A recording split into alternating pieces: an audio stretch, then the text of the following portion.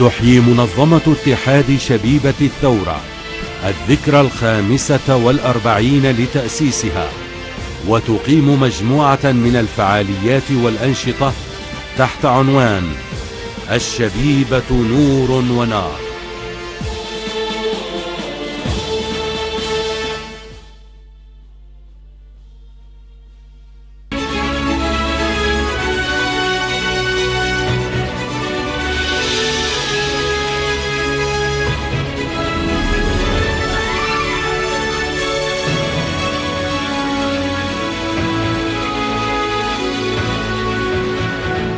Actually, we joined the international agreement for preventing the use and acquirement of chemical weapons before that resolution. President Assad tells Italian Rai 24 TV channel that Syria joined the agreement forbidding chemical weapons before the resolution of the UN Security Council. Al-Moallem discusses with foreign ministers of Iran, Iraq and Cuba the necessity of making the supporters of terrorist gangs stop violating international law and jeopardizing world peace and security.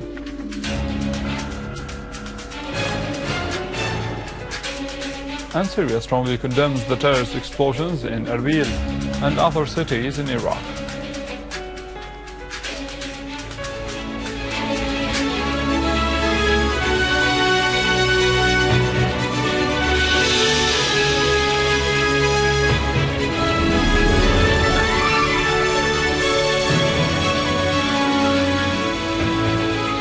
Good afternoon, this is News in English from the Syrian Army television in Damascus. In an interview with the Italian Rai News 24 TV channel, President Bashar al-Assad asserted that the Russian initiative about chemical weapons was based on the will of Syria, which had proposed saving the region from weapons of mass destruction in the year 2003 and submitted this proposal to the United Nations Security Council. Syria today is concentrating on efforts to get rid of terrorism, according to President Assad. It's a very important moment because UN Security Council just approved at unanimity a resolution asking Syria to eliminate completely his chemical weapons. Are you going to comply with this? Actually, we joined the international agreement for preventing the use and acquirement of chemical weapons before that resolution came to light. The main part of the Russian initiative based on our will to do so. So it's not about the resolution, actually it's about our will. Of course, we have the will because in 2003 we had a proposal in the United Nations, in the Security Council, to get rid of those weapons in the Middle East, to have a chemical weapon free zone in the Middle East. So, of course, we have to comply. This is our history, to comply with every treaty we sign. So, with no limit to any extent? According to every chapter in the agreement, we don't have any reservation. That's why we decided to join the agreement. As for the project of reform in Syria, the President asserted that it needed a comfortable atmosphere in the economic, political and ideological fields. The President pointed out that one of the most important blocks of implementing reform was the Western invasion, the obscurant ideology of al-Qaeda and other internal and external factors. Mr. President, I do remember the beginning of your presidency, and you were looked as a symbol of hope for Syria, because everybody knew that you knew the word and you came here to give it more modern society, open. Intellectuals, young people were looking at you in this way. Then something happened in between. Do you think there's a chance you could do something so dramatically different to be seen again in that position and not in the one in which you're seen in the very last days? You have to talk about internal factors and external factors, because we're part of the very complicated region in the world. So we will be affected, and there's daily interactions with our periphery. The internal factor, which is that when you talk about reform, is not the reform of the president or the government. The government and the president should lead the reform, but it's about the whole society, because it's a matter of culture, It's not only laws and constitution. The laws and constitutions are means for the change, but the real change happens by the people themselves. So according to our reality, when you talk about thousands of years of civilization, you are talking about mores and customs and the traditions and ethos and folkways and different things that related to every society. And our society is very complicated because of this multifarious culture that we've had. So it was moving forward. You cannot say that we didn't do anything. Some people say that it was fast, some people say that it was too slow. This is subjective. Each one see it in his own way. But at the end, no one can say that we are in our position because we moved forward, could be slowly but surely. This is the first part. Second, you have to talk about external obstacles. When I became president, 2 months later, the Intifada in Palestine started. That influenced every country in the Arab world. The peace process actually has failed just a few months before I became president, and there was stalemate. 11th of September happened, and we have to pay the price.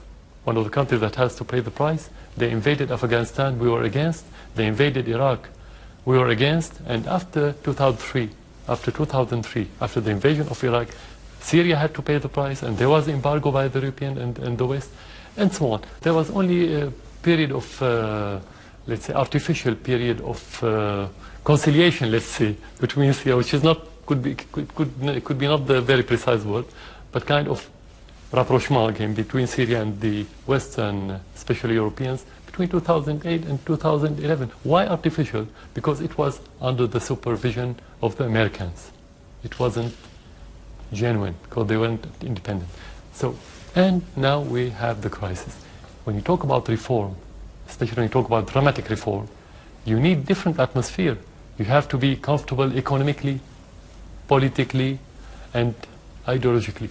Don't forget, in that regard, one of the external and internal factors at the same time is the invasion of the bad ideologies to the region, including Syria. And I mean the ideology of al-Qaeda that invaded many communities in our region, including part of the Syrian society. You cannot talk about reform and democracy while the ideologies are single-minded ideologies that don't accept any other one. Because democracy, real democracy, is about accepting the other. Started by accepting the other, first of all, especially in diverse society. So I can say that we are still having the same will to move forward in that regard, according to our realities. So the scope of the reform will be limited by our realities.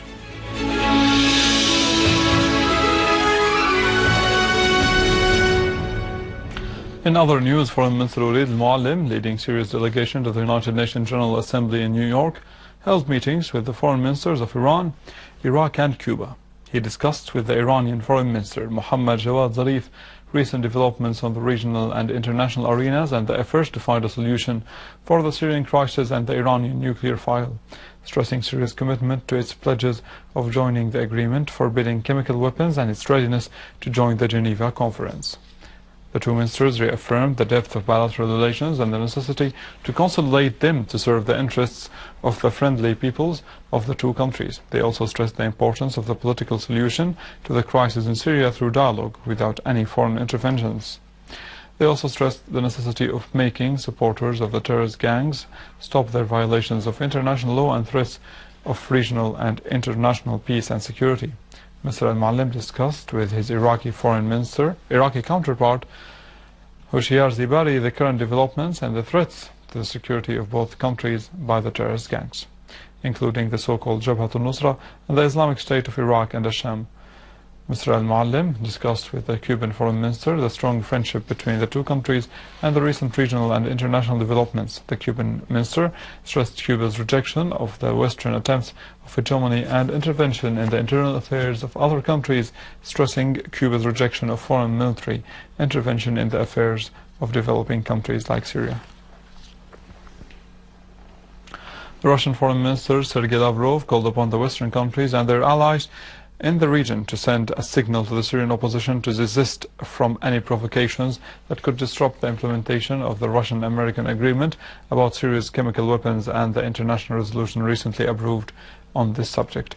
Lavrov said that Russia believed that the Syrian government would never allow any disruption of the implementation of that resolution. Any disruption resulting from provocations would be responsibility of the Western powers and their allies in the Gulf and in the region in general. The Syrian government strongly condemned the terrorist explosions in Erbil and other Iraqi cities. It asserted in its statements that the terrorism had no identity and no religion, and that all countries should cooperate to confront the phenomenon of world terrorism. The government extended serious condolences to the families of the martyrs in brotherly Iraq. A number of citizens were killed and several others were injured in a terrorist car bomb at the roundabout of Jadid al-Shibani town. The blast left material damage in the buildings and the surrounding properties.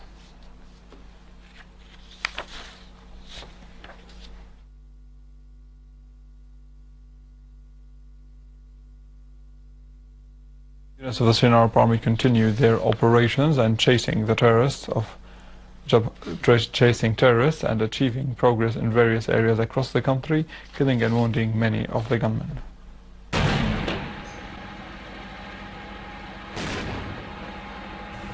In Damascus countryside, a unit of the Syrian Arab Army repulsed terrorist gangs in al-Qalamun. In Latakia countryside, the Syrian Arab Army killed several terrorists from the so-called al-Nusra front in various villages. The Syrian Arab Army destroyed their weapons, including heavy machine guns and various types of ammunition. In Aleppo, the Syrian Arab Army destroyed rocket launchers and mortar guns during a series of operations against terrorist groups and their hideouts. They also defeated terrorist groups in other villages nearby. In Deir ez-Zor, the Syrian Arab Army defeated terrorists who were trying to bring vehicles full of weapons into the city and destroyed their hideouts in the village of al-Mra'i. In Idlib, the army destroyed stores of weapons and ammunition, including Grad rockets and anti-aircraft guns, killing and wounding many terrorists, including the leader of the so-called Al-Sham Brigade.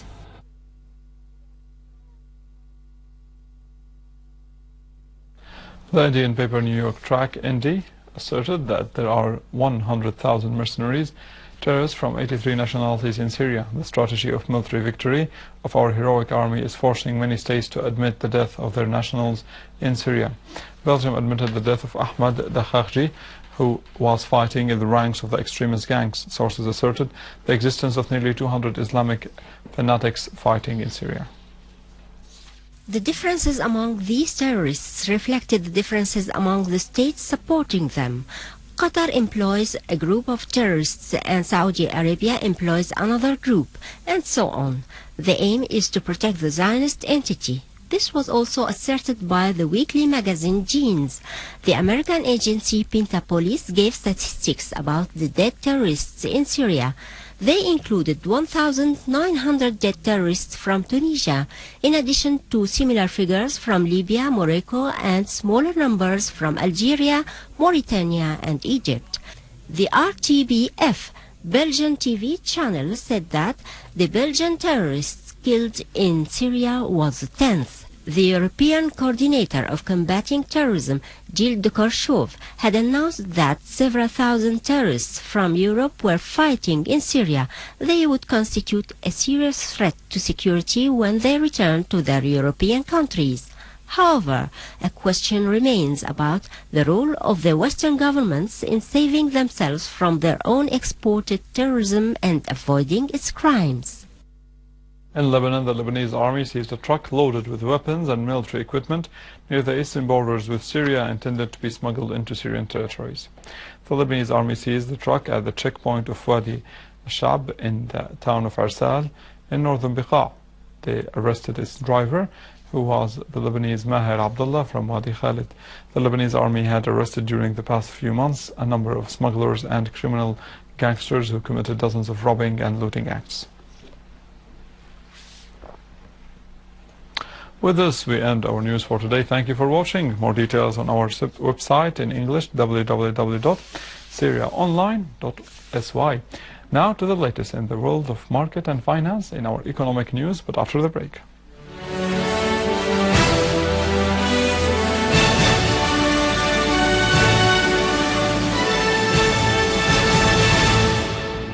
Good afternoon. The director of Conserva Company in Damascus clarified that the company has signed contracts to secure the supplies of its production. The company secured the largest possible quantities of supplies to implement the contract with the public bodies. He pointed out that the company is determined to exert all efforts to make this a success and to increase the production and diversity of products. Banking sources said that the Central Bank of Syria is still carrying a tight campaign against the money dealers who deal in foreign currencies and violate the law. This campaign led to the decrease in the dollar exchange rate, particularly in the black market, where the dollar reached a low level in just 2 weeks.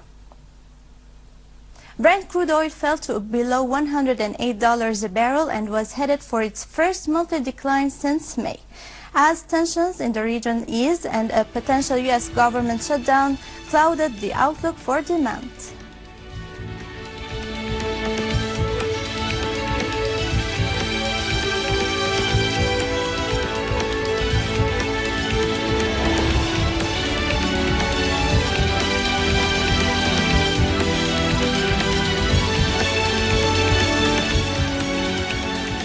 Prices declined in the local markets by 100 Syrian pounds per gram following the decline of the dollar exchange rate. The Jewelers Assembly chairman said that this decline is due to the stability of the markets, pointing out that the daily local selling is stable and that it ranges from 8 to 10 kilograms a day.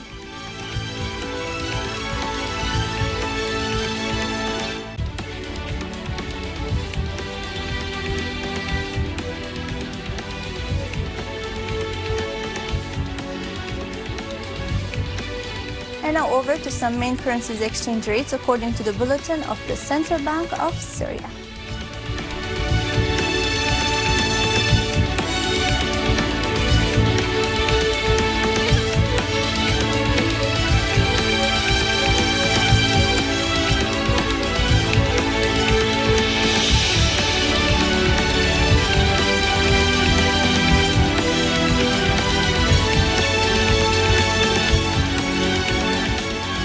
With this, we conclude our news. Thank you for watching and goodbye.